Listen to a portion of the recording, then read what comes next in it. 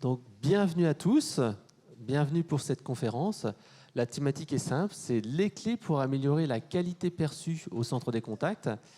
Et donc, pour animer cette conférence, j'ai le plaisir de recevoir notre client Prévoir, donc avec Caroline et Claire, qui vont se présenter tout à l'heure Prévoir, mais également Karim, qui est aussi notre client et notre partenaire, donc Bouygues Télécom Entreprises.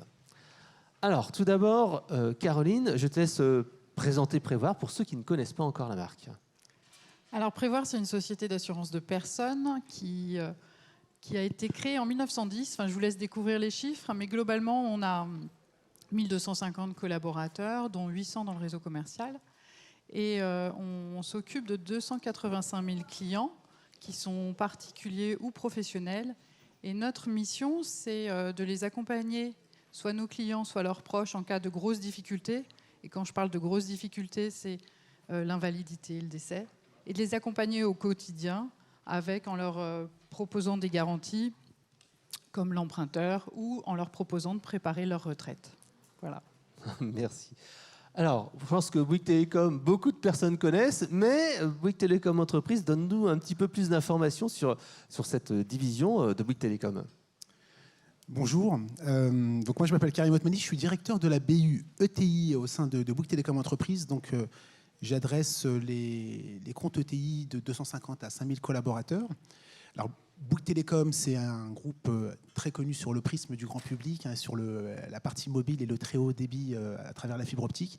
Donc Bouygues Télécom, c'est à peu près 9000 collaborateurs pour un peu plus de 7 milliards de chiffre d'affaires. Et on a une partie entreprise qui est assez significative, puisqu'on est à peu près 1400 collaborateurs qui adressent tout segment de marché, de la petite TPE jusqu'au grand compte. On fait à peu près un peu plus de 800 millions d'euros de chiffre d'affaires sur le segment entreprise. Et on est positionné donc, sur tous les segments, autour des solutions fixes, des solutions cloud, des solutions de mobilité. Et donc on travaille, donc on a la chance d'avoir le groupe Prévoir qui est un client de Bouygues Télécom Entreprises, notamment sur la partie mobilité. Et on a adressé le groupe Prévoir aussi en partenariat avec Eloquent, qui est notre partenaire privilégié sur les solutions de relations clients. Merci Karim. Alors je vais finir par Eloquent. Donc Eloquent, pour ceux qui ne nous connaissent pas encore, on est éditeur de logiciels. Et on a deux grands métiers. Le premier métier, c'est le centre de contact. Donc, on équipe le groupe Prévoir avec leur outil de centre de contact. Et notre deuxième métier, c'est tout ce qui est enquête de satisfaction client, mais également l'écoute collaborateur. Et donc, on va également aller jusqu'à la publication des avis, le monitoring du parcours client, l'écoute multicanal, etc. Et au niveau du centre de contact, on va même aller au-delà pour proposer, par exemple, du callbot, du chatbot, etc., etc. Donc ça, c'était la présentation des intervenants. En petite introduction, je voulais quand même rappeler quelque chose d'important, simplement, c'est que le centre de contact est véritablement un moment clé du parcours client. L'étude Élu Service Client de l'année que je vous ai présentée tout à l'heure montre bien que 80% des Français, quasiment, ont eu un contact avec un centre de contact au cours de l'année. Donc c'est super important. Et en plus, on voit que c'est des parcours de plus en plus multicanaux. En moyenne, les personnes contactent 3,9 utilisent 3,9 canaux de communication pour discuter avec les collaborateurs. Et le centre de contact au niveau téléphonique est également essentiel. On voit que ça représente quasiment 60% des interactions. Donc le centre de contact essentiel. Pourtant, et ça parlera beaucoup aux personnes du métier, le centre de contact a été pendant très longtemps considéré comme un centre de coût ou de coût, parce que tout simplement, le métier de téléconseiller n'est pas forcément facile tous les jours. On parlera tout à l'heure de la nécessité d'avoir la QoS, la DMT, etc., mais également la qualité. Donc en fait, c'est un métier qui n'est pas facile, parfois qui est pas souvent très bien considéré, et pourtant, c'est un moment clé du parcours client, puisque l'étude, encore une fois, d'Élu Service Client de l'année montre que la qualité de la relation client a un impact très fort sur la relation avec l'entreprise. Et le fait que la qualité de la relation client dépend en fait de l'achat ou de réachat à 89%. Donc c'est un moment clé du parcours client qui est très utilisé, qui a un impact fort sur l'achat et le réachat, et pourtant, parfois c'est sous-évalué. Et justement, le but de cet atelier-là, c'est voir comment on va améliorer cette qualité perçue du centre des contacts. Et à chaque fois, en fait, moi, ce que j'ai fait, c'est que j'ai demandé à nos deux sociétés intervenantes, nos 3 intervenants, de nous lister 2 idées à chaque fois pour justement améliorer cette qualité perçue. Alors pour commencer, je vais commencer à poser des questions donc à Claire et Caroline. C'est comment améliorer la qualité perçue au centre de contact et quelles sont vos 2 clés que vous avez sélectionnées lors de cet atelier. Alors on va peut-être commencer par Claire. Ça doit marcher normalement directement. Allô, c'est bon? Ça fonctionne? Bonjour. Alors, on a effectivement identifié 2 leviers qu'on voulait vous présenter. Le premier, c'est les enquêtes de satisfaction post-appel, dont je vais parler, et ensuite Caroline interviendra sur les campagnes d'appel sortant qui sont effectuées par notre centre de contact. Alors, sur les enquêtes de satisfaction post-appel, on a mis en place ces enquêtes dans le cadre d'un dispositif global de mesure de la satisfaction client chez Prévoir. On a un dispositif qui nous permet de mesurer la satisfaction après différents parcours. Donc on a des enquêtes qui sont faites à froid en fait et sur vraiment des parcours longs. Et on a également souhaité, pour compléter ce dispositif, mesurer à chaud les interactions qui peuvent être faites avec notre centre de contact. Donc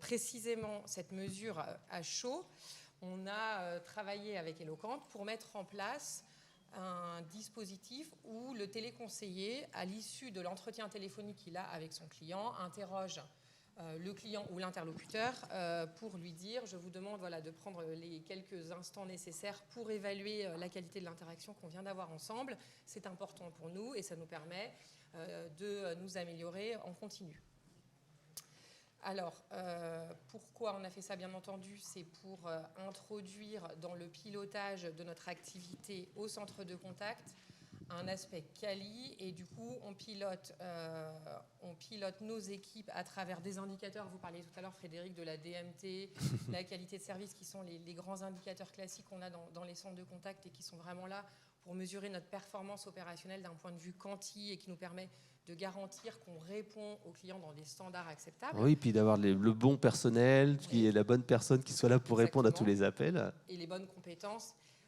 pour répondre aussi. Mais en fait, on s'est dit que c'était aussi important de piloter cette équipe en introduisant des notes de satisfaction. Voilà. Donc du coup, ça fait partie aujourd'hui du management et du pilotage de l'équipe. Et on introduit des indicateurs, un indicateur qui est la satisfaction, puisqu'en fait, quand on prend les grands indicateurs de mesure de la satisfaction client, on a évidemment le NPS, la mesure de la satisfaction, et le CES. Et en fait, sur l'interaction à chaud, on focus vraiment sur l'indicateur satisfaction. C'est vraiment celui-là qui Est-ce qu'on a bien résolu votre problème, tout simplement? Est-ce qu'on a bien résolu? Donc en fait, on pose 2 questions au client. On lui dit, est-ce que vous avez été correctement renseigné, tapez 1 ou 2, de 1 à 5. Est-ce que globalement, vous êtes satisfait de l'interaction que vous venez d'avoir? Et c'est là-dessus qu'on estime mesurer la satisfaction globale perçue par le client. Et en 3e intention, on laisse la possibilité au client de déposer un message à l'issue de l'enquête, et après on analyse le contenu de ce message à travers il y a du speech to text qui est délivré tous les jours dans la plateforme, et on peut ensuite analyser le contenu, donc des verbatims. Voilà. Et tout ça en quelques secondes, puisque ça prend, je ne sais pas exactement, mais je pense 20 à 30 secondes pour l'interlocuteur d'évaluer la qualité de service. Et c'est vrai qu'un des soucis qu'on nous pose souvent, c'est comment faire pour que les gens répondent. Et c'est vrai que dans le dispositif que vous avez mis en place, vous arrivez parfois à des taux de 70% de réponses. Sont les agences? Alors là, c'est aussi, quand on parle de management de la qualité, c'est aussi d'un point de vue équipe. C'est que, compte tenu du fait que cette solution nécessite qu'on demande au client à l'issue de l'appel de prendre le temps de répondre, et que si le client raccroche, il n'aura pas l'enquête qui va se déclencher, il faut qu'on travaille vraiment avec l'équipe pour qu'à la fin du script en fait, et de l'entretien, ils promeuvent l'enquête en disant au client prenez quelques instants, c'est nécessaire pour nous. Et ça permet aussi d'embarquer dans la démarche qualité vraiment le collaborateur, puisqu'il a à cœur, lui, de promouvoir, et il agit en fait sur le taux de retour qu'on peut avoir sur l'enquête. Donc on demande à nos téléconseillers en fait, de vraiment aussi travailler sur cet indicateur-là et de promouvoir dans 100% des interactions, quelle que soit l'interaction, pour qu'il n'y ait pas de biais, sinon forcément... Ne répondez pas si ça s'est mal passé, mais... Ouais, c'est ça. Parce que assez naturellement, un téléconseiller, quand il démarre, va vous dire, quand il n'a pas l'habitude de ce type de proposition, va vous dire, je peux pas le proposer sur une réclamation, parce que si le client n'est pas content, forcément, je vais me faire cartonner. Voilà. Pour autant, on se rend compte que finalement, si l'entretien s'est bien passé et qu'on a réussi à désamorcer justement la satisfaction, c'est ça qui est mesuré par le client et l'interlocuteur et qui donne une bonne perception. Et on voit finalement que, quand on parlait de centre de coût tout à l'heure, COUP, ça permet également de montrer aux collaborateurs que si au départ le client était dans une situation de réclamation et que la réclamation a été l'insatisfaction désamorcée, on est bien évalué à la fin et ça montre aussi l'intérêt du travail du collaborateur et ça permet de valoriser son travail dans l'entreprise. Ouais. Alors on a parlé aussi de météo, donc météo à travers le wallboard pour savoir un petit peu comment ça se passe, donc la QoS, la satisfaction, ça aussi c'est important. Oui. Alors ça, c'est pour animer la qualité sur le plateau. On a souhaité mettre en place, pour animer le taux de retour et également le contenu des verbatims et montrer justement qu'on n'est pas un centre de coût COUP, mais on est un centre de valeur. C'est d'animer sur le wallboard. Alors vous avez tous ces... Alors les tableaux de bord, c'est les tableaux de bord. Oui, le tableau de bord qui est sur le plateau pour animer les indicateurs quanti, donc la QS, les appels en attente, etc., tous les grands classiques.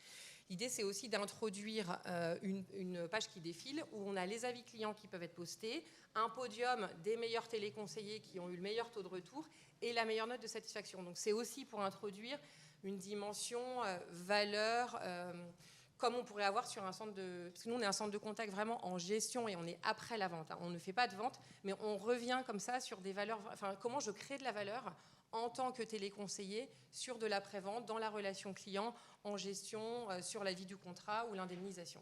Alors, est-ce qu'il y a quand même un petit peu aussi les conseillers, est-ce qu'ils sont fiers d'être dans ce fameux podium des meilleurs conseillers? Est-ce qu'il y a un petit retour là-dessus? Alors, on a démarré il y a 1 an et demi à peu près cette activité et on a mis du temps à convaincre, justement à piloter l'équipe pour leur dire le taux de retour, il faut promouvoir l'enquête et à les convaincre du fait que interroger un client à l'issue de toute interaction, c'est vertueux. Petit à petit, on arrive à interagir avec le collaborateur et le convaincre de cet effet vertueux. Donc ça, c'est vraiment du management. Et au fur et à mesure qu'on arrive à les convaincre, ils sont fiers de montrer qu'ils ont un bon taux de retour. Le podium, c'est la valorisation. Et ensuite, la note de satisfaction, ça permet de montrer la valeur qu'on a, la valeur qu'on crée, et du coup, d'embarquer les collaborateurs et de leur montrer vraiment qu'on a besoin d'eux et qu'au quotidien, ils sont acteurs de la satisfaction. Ils sont vraiment acteurs, oui, tout à fait. Donc, c'est grâce à eux que cette satisfaction perçue, même quand on n'est pas content, finalement, elle se passe bien. Donc ça, c'était le premier point. Quels sont les résultats en fait concrets? Je sais que vous avez plutôt des bonnes notes. On a d'ailleurs affiché la moyenne. Oui. Donc quels sont les résultats un petit peu au niveau des enquêtes post-appel? Qu'est-ce qui se passe? Nous, on a donc, comme vous disiez, sur le taux de retour, on arrive sur les collaborateurs qui sont vraiment les plus promoteurs de cette enquête à 70% de taux de retour. Et ça montre vraiment qu'un client, quand on lui demande de nous évaluer parce que c'est important pour nous et qu'on a à cœur de prendre en charge leurs préoccupations et de nous améliorer, ils ont envie de nous répondre et donc ils nous donnent du retour. On a vraiment des très bons taux de retour parce qu'on incite le client à le faire. Et après, en termes de résultats, on a une évaluation effectivement de 4-6 sur 5 au niveau des interactions, une fois qu'on a réussi à intégrer l'ensemble des contacts, y compris des réclamations. Donc on arrive à des très bons taux de retour et ça permet, ce taux de retour, quand on le confronte aussi au verbatim, on s'aperçoit que les clients arrivent à souvent faire la part des choses entre l'interaction qu'ils viennent d'avoir et quand bien même il peut y avoir eu un caillou dans la chaussure, dans le parcours du client avec l'entreprise à d'autres moments, dans le verbatim, ils peuvent exprimer éventuellement un regret, une insatisfaction ou quelque chose sur lequel ils nous disent « vous pourriez vous améliorer là-dessus ». Mais compte tenu du fait que l'interaction s'est bien passée, la note, elle, est valorisée vraiment de manière très favorable pour le téléconseiller. Donc même quelque chose qui n'était pas forcément très bien passé peut être retourné, la qualité perçue de la marque, de prévoir, du centre de contact, tout de suite, là, ça remonte. Et je pense que c'est vraiment... on est au salon de la relation client. Je pense que c'est vraiment de montrer aujourd'hui qu'on a un métier qui crée de la valeur. Enfin, je le redis, mais parce que c'est hyper important. Et que du coup, on peut vraiment impacter la fidélisation, la qualité de service perçu, et qu'un téléconseiller peut incarner la suite de la relation commerciale. Chez Prévoir, on a à cœur, on est vraiment dans une relation de proximité avec nos clients dans la mesure où on distribue nos produits par l'intermédiaire d'un réseau salarié qui va chez les clients pour vendre à domicile. Donc on est vraiment, notre conseiller commercial incarne cette relation de proximité très forte. Et nos téléconseillers, on souhaite, quand on est au siège social et qu'on est dans la suite de la vente pour la vie du contrat, qu'ils tirent le trait sur la qualité de la relation. Alors, vous me disiez en préparation, c'est que c'est quasiment une relation à trois. Maintenant, il y a donc le collaborateur, son manager qui fait des écoutes et tout ça. Et maintenant, on a introduit le client aussi comme, entre guillemets, un élément externe de pilotage, c'est ça ? En fait, c'est vraiment l'idée, c'est de mettre le client au cœur, bien entendu, et de se dire j'ai le manager, j'ai le collaborateur. Et quand on fait du débrief, c'est d'intégrer cet indicateur-là et intégrer également des avis clients qu'on peut analyser à travers le QM, par exemple, et de se dire tiens, j'ai l'avis du client. Je réécoute l'appel, je fais mon QM sur un appel qui a été évalué par le client, et ça permet vraiment d'avoir une légitimité dans l'évaluation du collaborateur et de montrer que la qualité, elle est perçue par le client, et que normalement, si on est cohérent, l'évaluation du manager, elle doit être assez convergente. Oui. Si notre grille d'écoute et d'évaluation, elle est au standard du marché aujourd'hui et d'attente des clients. Donc je pense que vraiment c'est très vertueux parce que ça légitime aussi l'intervention et la relation du manager avec son collaborateur en mettant le client au centre. Oui, parce que parfois un superviseur peut dire l'appel ça va bien passer, le conseiller dit mais non, mais je comprends pas, etc. Donc là on a vraiment ce point de vue externe. Oui, ça rajoute ça donne vraiment une valeur supplémentaire qui vient légitimer la démarche. Alors justement, est-ce que ça a eu un impact aussi également sur la fidélité des collaborateurs au centre de contact, le turnover ? Est-ce que ça a amélioré un petit peu les choses ? Oui, dans la relation de management, du coup, ça crée de la confiance. Ça introduit vraiment cette notion de confiance réciproque. Je pense que dire à nos collaborateurs qu'ils créent de la valeur et qu'ils ne sont pas un centre de coûts COUT ou de coûts COUP, c'est aussi quelque chose qui permet de fidéliser et de donner envie. Et ça crée une énergie supplémentaire sur le plateau. Et je pense que vraiment, quand on veut travailler sur l'approche centricité client, amener ces problématiques-là dans la relation managériale, ça permet de fidéliser en effet le collaborateur. Alors le dernier point, c'est que ça permettait aussi de faire de l'amélioration continue, c'est d'améliorer le process, d'identifier les petits points noirs du parcours client. Est-ce que ça a donné vraiment, au bout d'un an et demi, vous avez un petit recul là-dessus ? En fait, en analysant les verbatims, parce que là pour le coup c'est l'analyse vraiment de ce que nous dit et du feedback du client, ça nous permet de nourrir les plans d'amélioration continue, qu'on soit sur à court terme vraiment dans la relation, le QM en est un bon exemple, mais également à long terme pour nos process, et venir également regarder et mettre ça en lien avec nos parcours et l'évaluation sur nos parcours, là où on a besoin d'améliorer parce que nos clients nous demandent d'être plus proches ou nous indiquent qu'il y a une relation qui s'est moins bien passée à un moment, ou au contraire de nous dire tout ce qui s'est bien passé et qui nous permet de voir sur quoi on a de la valeur et sur quoi on peut capitaliser dans nos process et dans nos parcours. Ouais, donc c'est vrai, ça c'était quelque chose d'important. Je crois qu'il y avait donc un deuxième point qu'on a vu ensemble dans la partie dispositif pour améliorer la qualité perçue.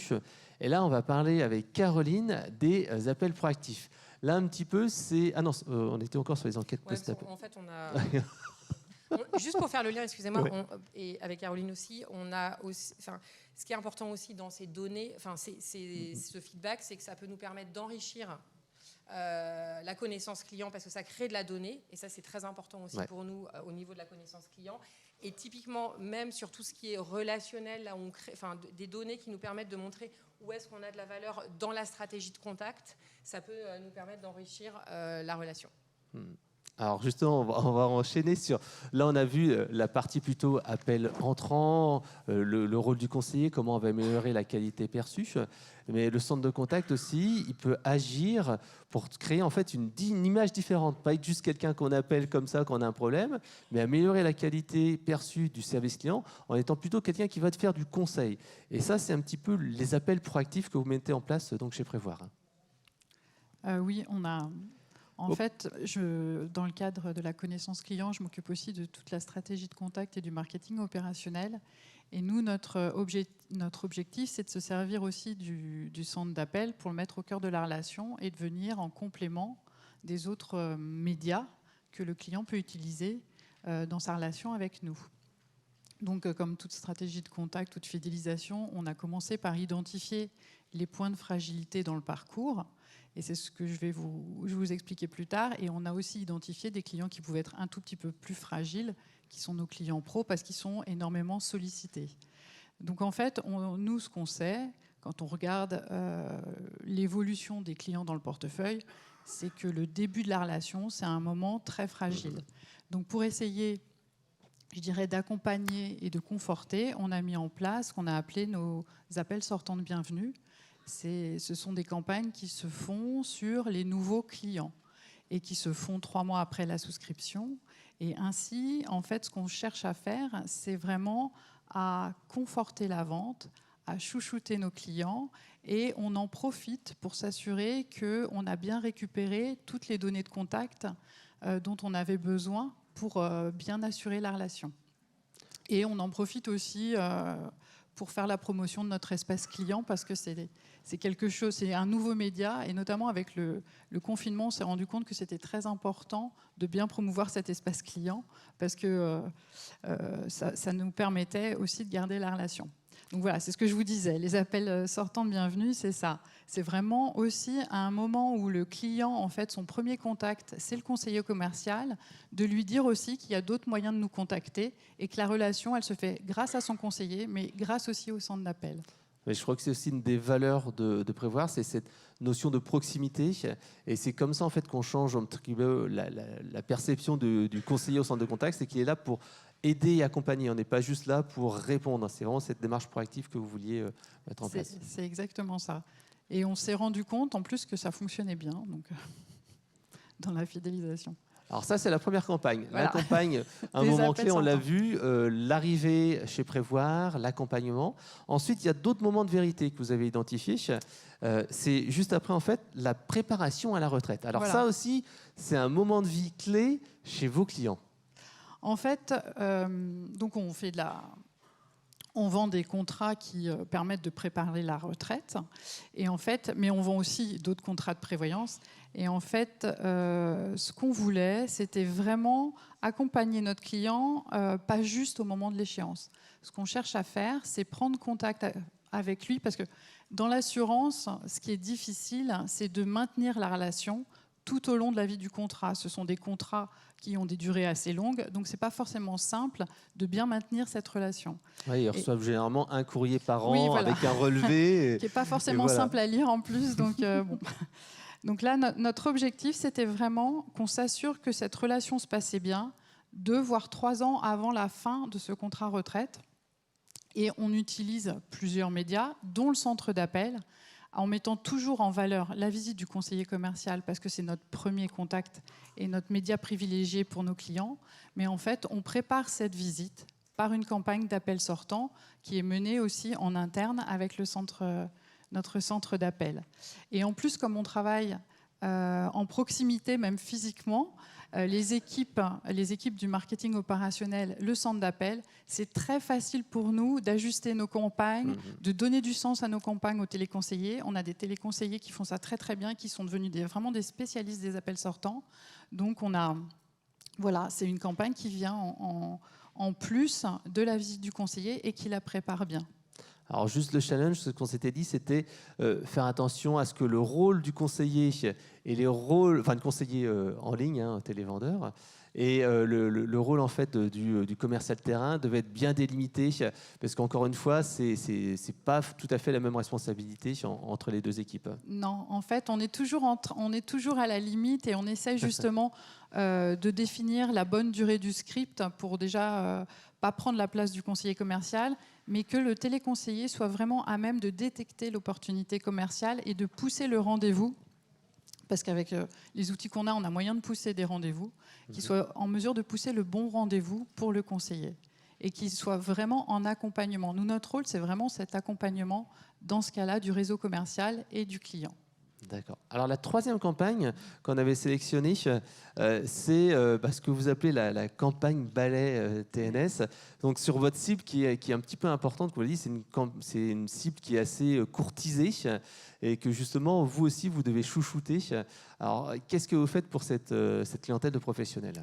Alors là, c'est pareil, hein, c'est un dispositif qui est global et qui inclut des appels sortants. L'objectif, c'est que nos clients TNS, nos clients pro, aient un contact avec nous tous les ans, mais un vrai contact, un contact argumenté qui passe soit par une visite du conseiller, soit par un appel sortant. Donc c'est pareil, on a toute une campagne, tout un dispositif qui commence par le conseiller commercial et ensuite, et qui pousse aussi, on a une campagne mail et SMS. Et au final, si on se rend compte que certains de nos clients TNS sont passés au travers des mailles du filet, il y a une campagne d'appel sortant qui est lancée pour qu'on puisse les contacter et que, encore une fois, on soit en accompagnement de nos clients et du réseau et qu'on puisse pousser des visites pour les conseiller. Donc c'est 100% de personnes qui sont touchées, 100% qui sont accompagnées, 100% de proximité, c'est ça? C'est exactement notre objectif. C'est l'objectif en tout cas. D'accord. Donc il y a un petit peu un changement de rôle aussi. Là, on parle de télévendeur à télégestionnaire. C'est un petit peu comme on se le disait il y a quelques secondes. C'est un petit peu une évolution du métier du conseiller en fait. En fait, c'est ça. C'est que on a un centre d'appel qui fonctionne plutôt bien maintenant et qu'on veut faire monter en compétences. Enfin, Claire en parlerait mieux que moi. Et que du coup, en fait, ce qu'on veut vraiment, c'est que notre centre d'appel soit un centre de détection des signaux faibles ou en tout cas d'opportunités dans la relation et notamment dans la relation commerciale. Et voir après peut-être des évolutions de postes pour pouvoir que les téléconseillers puissent aussi faire de la vente à distance comme ça, mais ça c'est pas encore fait. Vous avez le réseau qui est en premier. Mais on travaille pour. D'accord. Alors là, donc, on a vu les deux points que vous aviez sélectionnés pour améliorer la qualité perçue du centre de contact. Ce qu'on va faire maintenant, c'est que on va voir avec Karim justement qu'est-ce que l'on peut faire au niveau donc chez Bouygues Télécom pour améliorer justement cette qualité perçue au centre de contact. Alors je te laisse déjà peut-être introduire sur les challenges, les évolutions sur tout ce qui est les métiers, la téléphonie, etc. Alors, dans un centre de contact, vous avez des hommes et des femmes, hein, donc des téléconseillers. Vous avez après une solution logicielle qui est fournie par Eloquent en mode SaaS. Puis il y a le socle technique, ce qu'on appelle souvent les couches basses qui sont un petit peu moins visibles. Donc moi, je vais vous parler un petit peu plus de ce socle technique. Et il faut aussi tenir compte aujourd'hui de l'évolution de l'organisation, des organisations des entreprises, et notamment dans le métier de la relation client, qui s'est accéléré aussi avec la crise sanitaire du Covid, de la Covid, pardon. On peut dire les deux. Voilà. Dans le dictionnaire, on peut dire le ou la Covid, il n'y a pas de souci. Donc en fait, vous avez des collaborateurs qui sont en travail hybride, qui sont en télétravail, qui sont en mobilité, mais qui doivent être aussi opérationnels. Donc il faut leur donner ces solutions qui leur permettent de travailler dans des situations très différentes de ce qui était, on va dire, le centre d'appel traditionnel, où c'était sur un site physique avec les personnes qui étaient ensemble. Donc il faut des organisations plus agiles, des solutions techniques et d'infrastructures plus agiles. Vous devez tenir compte aussi des nouvelles générations, ce qu'on appelle les digital natives, qui ont une façon de travailler avec des outils en temps réel qui sont aussi assez différentes.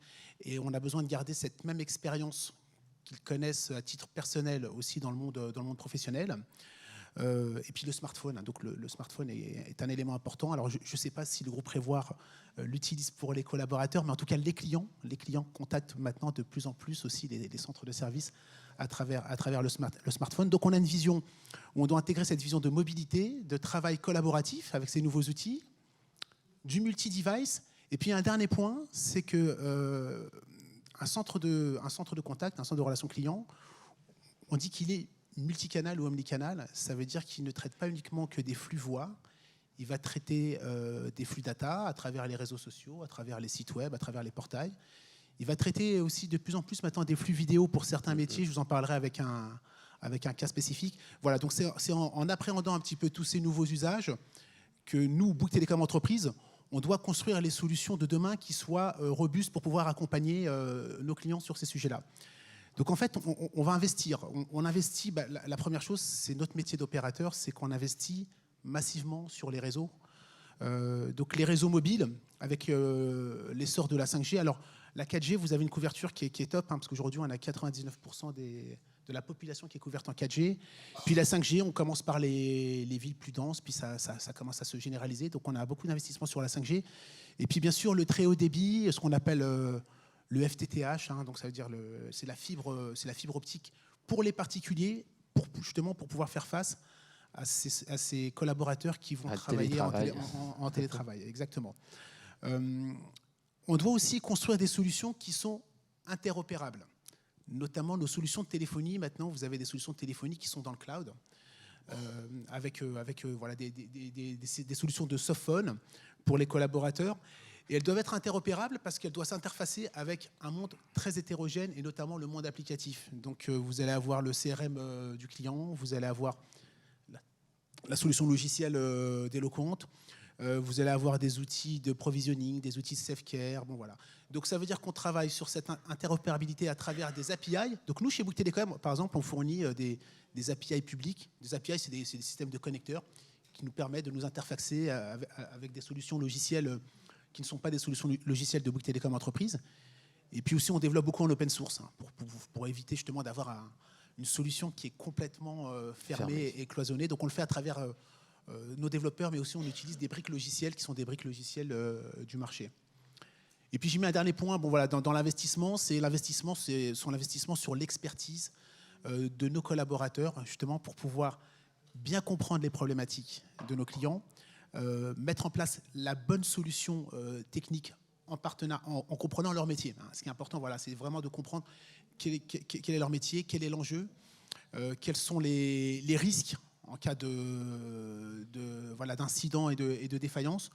Donc on a des interlocuteurs dédiés, on a ce qu'on appelle des attachés technico-commerciaux qui connaissent bien le client.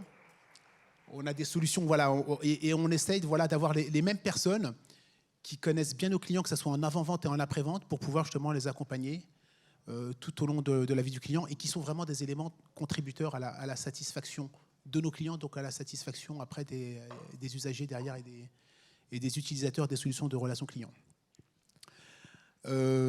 Donc en fait, les centres de contact et le groupe Prévoir doit se concentrer sur son métier. Son métier qui est de bien servir ses clients. Et le reste, ce n'est pas son sujet. C'est le sujet des acteurs comme Bouygues Telecom Entreprise. Donc nous, on est là vraiment pour pouvoir travailler un petit peu sur, on va dire, la bonne solution, la bonne architecture, pour qu'ils puissent être toujours joignables, donc dans le cloud, en multi-device, avec du mobile, avec un laptop, avec un téléphone au bureau, à la maison, avec du très haut débit qui permettent de travailler, quelles que soient les solutions de connexion et les usages. Je vous ai parlé de la vidéo, je vous ai parlé de la voix sur IP, de l'accès Internet, donc du très haut débit. Il faut que ça soit très simple. Donc on travaille beaucoup aussi sur la simplicité de nos interfaces pour pouvoir gérer très facilement, donc à travers l'espace client et aussi la relation avec les collaborateurs. Et puis jamais seul, voilà, donc jamais seul, c'est de l'accompagnement. Donc c'est ce que fait le groupe Prévoir, en accompagnant ses clients. Nous on fait pareil pour accompagner nos clients comme le groupe Prévoir ou Eloquent. Donc c'est des interlocuteurs dédiés qui connaissent l'environnement technique et qui sont à même de répondre aux questions de nos clients. Alors donc c'était ce premier point, avoir vraiment l'infrastructure, la colonne vertébrale pour gérer ce volume de données. Et tu voulais nous parler donc d'un deuxième point qui est essentiel et qui est vraiment dans l'innovation, c'est pour vous la vidéo. Alors c'est nouveau en fait maintenant dans cette logique un petit peu d'omnicanal et de multicanal. On voit maintenant qu'il y a de plus en plus d'interactions qui se font à travers les flux vidéo. Donc on a une filiale qui s'appelle Apizy, qui est une filiale de Bouygues Telecom Entreprise, qui est présente au salon. Alors je suis désolé, j'ai vu Marie-Pierre qui était là tout à l'heure, je ne sais pas si elle est toujours là, mais je n'ai pas le numéro du stand, mais voilà, donc vous pouvez passer les voir. Ce sont des spécialistes en fait des interactions vidéo en temps réel. Et là vous avez quelques chiffres. En fait, en fonction de votre besoin, la vidéo aujourd'hui est un élément qui permet d'accélérer le business, d'améliorer le hit ratio des entreprises. On voit 30% d'augmentation des ventes sur les flux vidéo. Vous avez tous vu pendant la crise sanitaire ces nouveaux métiers que sont les virtual shoppers, qui vont faire les courses aux Galeries Lafayette avec une tablette et qui vous montrent un peu les produits à distance. Vous améliorez la satisfaction client, puisque c'est quand même toujours plus sympa d'interagir visuellement que uniquement sur le téléphone. Ça augmente le taux de fidélisation de 25%. Et puis, c'est très contributif aussi à l'image de marque de l'entreprise. Donc, on a un petit use case qu'on a fait avec un grand acteur du retail, Fnac Darty. Et c'est vrai que les flux vidéo fonctionnent très, très bien pour ce qu'on appelle la vidéo assistance. Donc, c'est-à-dire tous les métiers autour du SAV. Donc, Fnac Darty, très connu, deuxième du secteur de l'e-commerce, mais premier sur la partie SAV. Et on a mis en place ce système de vidéo assistance. Alors, ce qui est intéressant, c'est que c'est un système qui ne nécessite pas d'installation technique. On est sur une solution qui s'appelle le WebRTC. Donc, le WebRTC, c'est que le client reçoit un lien, il peut le recevoir par mail ou par SMS, il clique dessus et tout de suite, le flux vidéo, le canal vidéo est créé avec le conseiller. Alors, c'est souvent des conseillers techniques, côté Fnac Darty sur la partie SAV. Et donc, on se rend compte en fait que ça permet de dépanner à distance pas mal de problématiques et de cas, parce que vous avez aujourd'hui, dans 40% des cas, les pannes peuvent être dépannées à distance. Et voilà, c'est plus du conseil d'entretien ou d'utilisation, mais ça ne nécessite pas d'intervention. Et le résultat, je vous laisse regarder les chiffres, c'est assez flagrant. Alors là, on est sur une échelle assez importante, mais vous avez 30 000 déplacements qui sont évités. Donc c'est plus de satisfaction pour le client parce qu'il a eu une résolution immédiate. Et puis économiquement, c'est très intéressant pour Fnac Darty qui a évité ces 30 000 déplacements. Donc vous avez des économies réelles, vous avez un coût carbone et un coût CO2 aussi qui est intégré dans cette réflexion. Donc pour ces flux vidéo, bien sûr, il faut du très haut débit. Et donc c'est pour ça qu'on investit aussi massivement sur le très haut débit. Ouais, c'est pour ça qu'on a sélectionné Apizzi parmi nos offres partenaires pour la vidéo. Justement, c'est pour cette fiabilité technique. Et après, avec Bouygues Telecom, le réseau qu'il faut pour en fait avoir le bon débit, parce que bien sûr, quand on fait de la vidéo, il faut qu'il y ait une bonne qualité. Donc ça, c'est une des solutions qu'on a sélectionnées. D'ailleurs, justement, tu as préparé un autre cas d'usage avec... Ah, je crois que je ne dois pas l'avoir là. Je l'ai masqué, mais c'est pas la peine. Voilà, il y en a d'autres. C'était avec Enedis, mais on est dans la même logique. Ça veut dire aujourd'hui essayer de maximiser ce qu'on peut faire à distance. Donc là, c'était Enedis, filiale de Enedis Bretagne, qui avait la possibilité aussi de faire pas mal de dépannage à distance et éviter de déplacer des techniciens pour être un peu plus efficace et pour être surtout beaucoup plus réactif, notamment sur des pannes d'électricité où la réactivité est très très importante. Tout à fait. Alors, il nous reste après une dizaine de minutes. Ce que j'ai voulu ensuite ajouter après cette intervention de Karim sur la partie vidéo, c'est vous partager quelques autres bonnes pratiques qui viennent de chez nos clients sur justement l'amélioration, la qualité perçue au centre de contact. Donc, ce que j'ai fait, c'est que j'ai repris quelques-uns des webinaires qu'on avait animés récemment avec nos clients. Et à chaque fois, en fait, bien sûr, si vous voulez la présentation, vous aurez tous ces liens-là. Et donc, vous avez en fait les liens des différentes interventions de nos clients qui, à chaque fois, ont donné en fait ces bonnes pratiques, ces fameuses bonnes pratiques pour améliorer la qualité perçue. Alors, la première, en fait, c'est la MNT, la Mutuelle Nationale Territoriale, donc un de nos clients, d'ailleurs, qui avait co-intervenu avec Claire en novembre dernier. En fait, eux, ils ont mis en place quelque chose qui est vraiment intéressant. C'est ce qu'ils appellent la relation client attentionnée. La relation client attentionnée, qu'est-ce que c'est ? Et en fait, c'est tout simplement lorsque un conseiller appelle au centre de contact, donc il arrive au centre de contact, donc il est équipé de Locan, donc on décroche, etc. On répond à son problème. Mais ce qui est intéressant, c'est que les conseillers, dès qu'ils ont la possibilité, ils ont une liste en fait de gestes en fait ou de choses à dire en fait à des clients qui permettent en fait, de changer l'appréciation du client, parce qu'on ne va pas juste répondre à sa demande, mais on va aller au-delà. Par exemple, imaginons que je sois une femme enceinte et que j'appelle en fait pour dire tiens voilà, je vais déclarer une nouvelle personne qui vient d'arriver dans le foyer. La personne dit je vais avoir des jumelles. Le conseiller dit à ce moment-là vous savez que si vous avez des jumelles, vous avez le droit à telle garde, tel avantage, etc., etc. Donc en fait, ils vont au-delà du simple geste sur la réponse à la demande du client et ils vont essayer de l'aider et le conseiller un peu plus. Cette relation client attentionnée-là permet d'améliorer de manière significative la satisfaction des clients. Autre point, dans le domaine de l'énergie également, on a constaté que les clients qui appelaient au centre de contact et qui disaient voilà, j'ai un problème sur d'électricité, etc. Et si à la fin, le conseiller disait ah, au fait, vous pouvez aussi faire des économies d'énergie en faisant ceci, cela, ça permettait d'améliorer la note de satisfaction de l'appel, uniquement en allant au-delà de la simple question qui a été posée initialement. Donc ça, c'est une bonne pratique. Aller au-delà de la question et essayer d'apporter un peu plus de valeur. Donc chez MNT, ça s'appelle la relation client attentionnée. L'autre point, c'était hier avec Ulysse Vinci Autoroute. Ça, c'était assez intéressant. C'est donc un de nos clients qui est équipé de la solution Locan pour tout ce qui est enquête de satisfaction. Et en fait, ils ont mis en place une analyse en quasi-temps réel de la qualité de réponse des conseillers. Ce qui se passe, c'est qu'en fait, ils ont des pics d'appels au moment de l'été et ils sont obligés de recruter quasiment autant d'agents en intérim que d'agents qu'ils ont au centre de contact habituellement. Et le problème, c'est que ces gens-là, forcément, ils ne connaissent pas le métier comme le connaissent les personnes qui sont là depuis des années. Et il se trouve que ces agents-là ne répondent pas forcément très bien au téléphone, etc. Et chaque année, en fait, ils ont une baisse de la satisfaction de moins 6 points en global par rapport à une année normale avec les conseillers classiques. Ce qu'ils ont mis en place, c'est donc cette analyse de la satisfaction, à la fois sur les courriers, les chats, les emails, les enquêtes, etc., les enquêtes de satisfaction. Ce qui leur a permis en fait, d'aller identifier au niveau même du conseiller les personnes qui répondaient bien ou mal sur certaines thématiques. Par exemple, il y avait certains conseillers qui répondaient bien sur le télépéage, mais par contre, ils étaient moins bien sur notre thématique. Et grâce à ça, ça leur permet de coacher à la semaine les intérimaires qui viennent d'arriver en disant « Tiens, il y a celui-là qui n'est pas très bon sur tel sujet, l'autre qui est bon sur tel sujet, etc. » Et ça a permis en fait, de diviser par 2 cette insatisfaction, parce qu'ils sont passés d'une insatisfaction moyenne durant l'été avec ces intérimaires de moins 6 points à moins 3 points. Donc uniquement avec cette analyse sémantique des enquêtes de satisfaction, email et chat. Donc c'est du multicanal au niveau de l'analyse de la satisfaction.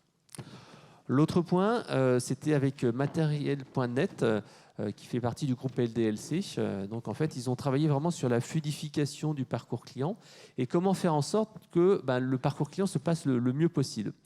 Et en fait, on le voit dans les commerces, souvent la tendance, c'est d'aller masquer le plus possible le numéro de téléphone. Il est caché en 3 pages où il faut se connecter sur un espace client, etc. Eux, ils ont une philosophie qui est un peu différente. Ils se disent, un client qui veut appeler au téléphone, c'est qu'il a un vrai problème. Et on ne va pas masquer le numéro de téléphone parce que la personne en aura marre, elle aura cherché à droite à gauche et elle arrivera de manière un petit peu énervée en disant « Ouais, j'ai pas réussi à vous joindre au téléphone, c'est compliqué, etc. » Eux, ils se disent « Ok, la personne qui veut appeler au téléphone, c'est pas pour rien. Je ne vais pas non plus lui forcer à mettre un formulaire qu'elle doit remplir ou essayer de trouver en self-care sa réponse. Non. Ce qu'ils vont faire, c'est qu'ils vont dire, OK, voilà le numéro de téléphone, mais juste au-dessus, ils disent, tiens, essayez de regarder si vous avez votre solution qui peut être résolue en self-care. Voici une liste de FAQ les plus fréquentes. Donc l'objectif pour eux, ce n'est pas de forcer le client à trouver sa solution lui-même, mais plutôt lui dire, tiens, tu peux peut-être trouver la solution toi-même. Et si tu ne trouves pas, on est toujours là au téléphone.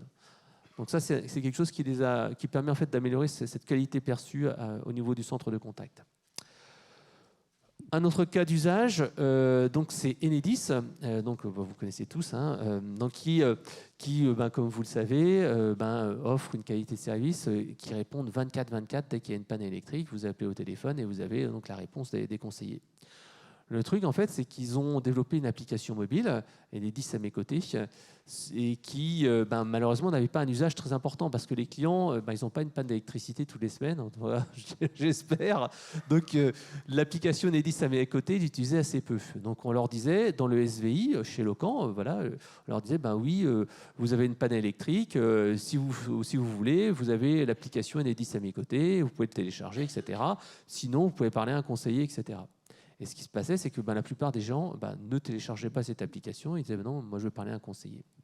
Et on leur a mis en place un système où ils peuvent recevoir par SMS directement l'application Enedis à mes côtés. Comme ça, ils sont au téléphone. On leur dit, mais oui, avec l'application, vous pouvez suivre en temps réel, vous n'avez plus besoin d'appeler, etc., etc. Et on a vu comme ça une baisse de 15 à 20% des appels téléphoniques au centre de contact, rien qu'en leur proposant ce SMS-là avec l'application. Pour eux, c'est de la simplicité, de la praticité. Le dernier point que je voulais citer, c'est la société Geodis, donc une intervention vraiment qui est très intéressante de Vianney Leveugle, qui a expliqué comment ils ont mis en place une démarche culture client dans leur entreprise. Passer du culture SAV, où c'est une culture où on était vraiment là pour répondre aux clients, et puis voilà, à une culture vraiment client, où les personnes sont vraiment là pour essayer de faire la satisfaction maximale du client. Il y a un programme de formation qui est vraiment très intéressant, avec à la fois 2 jours présentiels au siège pour les former, pour les sensibiliser à la culture client. Ensuite, ils ont eu un petit serious game qui leur permettait de réappliquer ça. Ensuite, des systèmes de coaching réguliers, une formation en orthographe avec orthodidacte, qui est d'ailleurs là présent sur le salon, qui leur permet en fait de monter en compétence sur l'écrit, des nouveaux outils, etc. Donc, ils ont vraiment mis en place toute une culture qui a fait que lorsque les clients appelaient au téléphone, ils disaient « Ah, vous êtes passé à la formation culture client ». Ça se voyait, et rien qu'à l'appel, à la manière d'appeler, à la manière de décrocher, ils disaient ah ouais, ça a changé, il y a quelque chose qui a bougé chez vous. C'était les mêmes interlocuteurs, c'était les mêmes personnes, sauf que tout ce dispositif-là a fait que la perception était totalement différente. Et vraiment, ce programme-là était vraiment très, très, très intéressant et Vianney Leveugle a vraiment détaillé tout ce principe complet. Voilà, donc ça, c'était les 5 bonnes pratiques que j'ai essayé de récapituler sur nos clients. On a quasiment fini et on va peut-être passer après la session de questions-réponses. Je voulais juste revoir avec Caroline et Claire quels étaient vraiment les éléments clés à retenir si l'on veut améliorer la qualité perçue au centre de contact. Comme on l'a dit, hein, c'est vraiment le management de l'équipe à travers la satisfaction. Donc c'est ce que vous indiquez, ce qu'on a indiqué, la mesurer la satisfaction pour coacher. C'est vraiment un super outil pour animer l'équipe et travailler avec l'équipe et donner du sens et engager l'équipe. Et c'est vraiment, ça nous permet de refaire le lien avec cette notion de proximité qui est essentielle dans le groupe Prévoir. D'accord. Alors Karim, si tu peux aussi résumer en quelques mots, qu'est-ce qu'il faut retenir pour améliorer cette fameuse qualité perçue au centre de contact ? La première, hein, donc, c'est ce que j'avais dit en introduction, c'est intégrer l'évolution des façons de travailler des collaborateurs et les nouveaux usages de l'entreprise. Donc il y a un terme anglo-saxon qui s'appelle ATAWAD, Anytime, Anywhere, Any Device. Donc permettre aux collaborateurs d'avoir des solutions qu'ils peuvent utiliser n'importe quand, n'importe où et sur n'importe quel type de device, que ce soit un ordinateur ou un smartphone. Le très haut débit permet vraiment de démocratiser de nouveaux usages autour de la voix sur IP, autour de la data, mais surtout autour des flux vidéo, avec l'exemple d'Apizi. Et puis la sécurité, j'en ai peu parlé, mais c'est un élément très important. Il faut savoir sécuriser les infrastructures de nos clients, surtout dans des périodes où il y a beaucoup d'attaques de plus en plus, avec des conséquences très importantes. Donc sécuriser sur site, on va dire la partie poste de travail, et puis sécuriser chez nous en cœur de réseau nos infrastructures pour pouvoir apporter des solutions qui sont backupées, qui sont redondées en cœur de réseau. Parce que si un service client n'est pas joignable, vous avez non seulement de l'insatisfaction, mais vous pouvez perdre du business, perdre des collaborateurs. Donc on est très, très conscient et on propose toujours des solutions avec une architecture très sécurisée. Merci Karim, c'est d'ailleurs pour ça qu'on sélectionne Bouygues Télécom comme partenaire technologique et qu'on a choisi Apizzi pour la vidéo. Alors ce que je vous propose, c'est qu'on passe à la session de questions-réponses.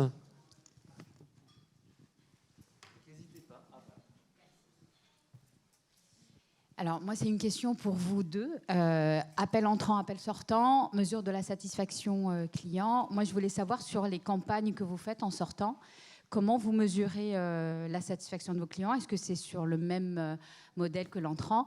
Et est-ce que ce sont des équipes qui font de l'entrant du sortant ou vous avez imaginé une spécialisation de ces collaborateurs ? Alors, sur la promotion de l'enquête, on ne le fait pas encore parce que nos appels ne sont pas enregistrés par défaut et que du coup, pour pouvoir réécouter l'appel, il faut que ça le soit. Donc, c'est une problématique technique sur laquelle on est en train de travailler. Et la deuxième chose, c'est qu'on a des équipes qui sont plutôt polyvalentes. Après, il y a quand même de l'appétence de certains collaborateurs à plus faire du sortant que d'autres.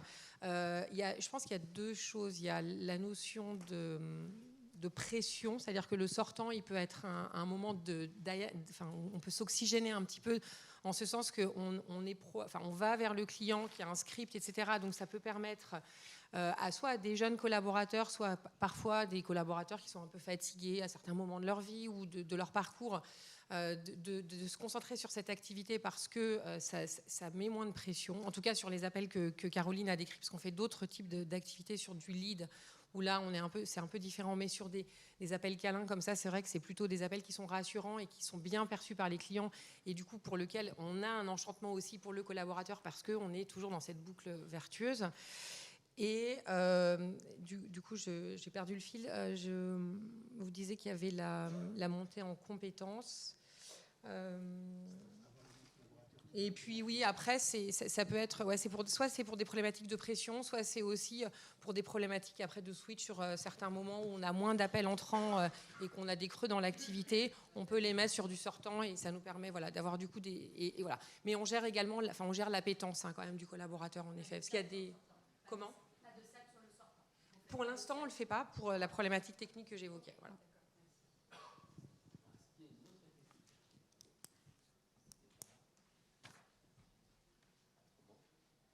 On a fini 11h50 pile.